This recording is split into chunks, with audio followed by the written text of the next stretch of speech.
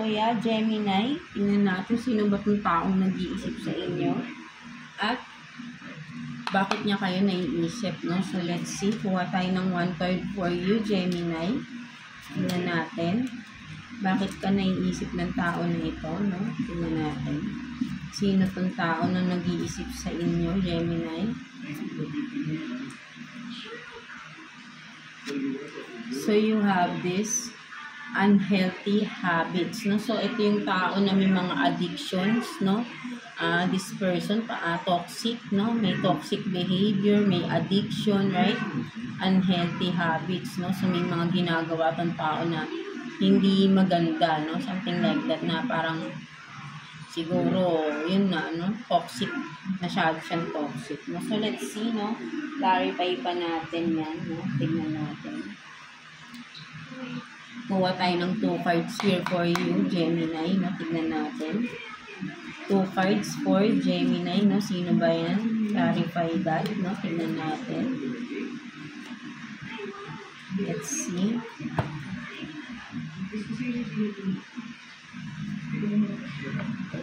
So, you have this, no? 9 of Wands.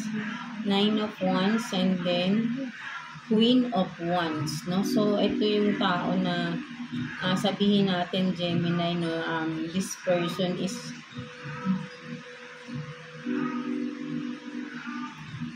ito yung tao na masyadong madepensa, no? Sa inyo, no? Dinedepensahan niya yung sarili niya sa inyo, no? Or vice versa, no? Parang kayo rin to, no?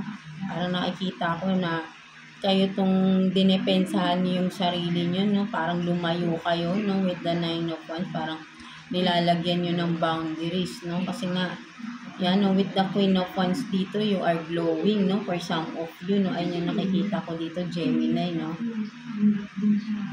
Yeah, no? Or sabihin natin, ito yung person na kahit anong gawin mong boundary, no? Talagang, sinisira niya yung boundary ninyo, no? Kumbaga masyado ka nang nakadepensa dito pero talagang pumapasok pa din siya, no? Kasi nga ano siya, toxic di ba? No? So with the Queen of Wands, no, very passionate sa itong tao na to, no? Or sabihin natin na sabihin rin natin nakikita ito yung tao na sabihin nating mataas din ang sexual attraction sa inyo, no? With the Queen of Wands here, no? So, ayun din yung nakikita ko dyan, no? Maybe ay mataas yung inyong sexual attraction, no? Yan, no? Kumbaga, ito yung tao na yun, no? Maybe mahilig, no? For some of you, no? Isa pa yun sa factor na yun, no? Kumbaga, yun, no? So, tignan natin, o bakit niya ba kayo naiisip, no, ng tao na ito, no? Gemini, no? Let's see, bakit niya ba kayo naiisip ng tao na ito? Tingnan natin. Tingnan natin. Kuha tayo ng 2 cards for you, Gemini. Bakit niya kayo naiisip?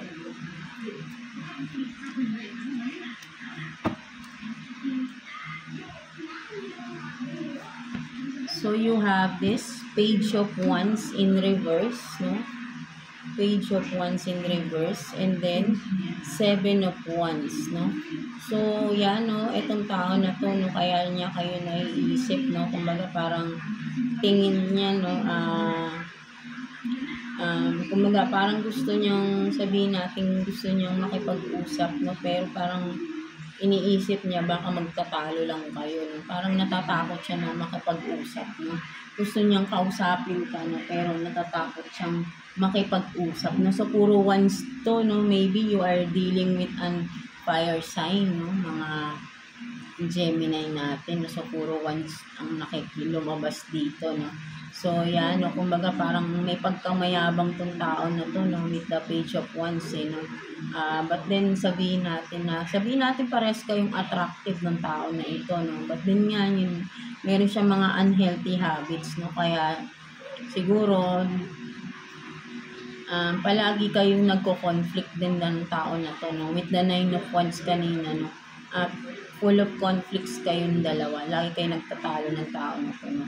So, ayun din yung isa na kaya niya kayo naiisip, no?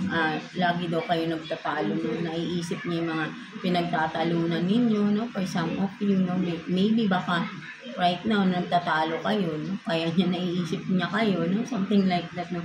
Naiisip niyang mag-message sa'yo, no? Pero baka magtalo lang daw kayo ulit. No? Something like that, no? So, ayun yung nakikita ko dito, mga Gemini.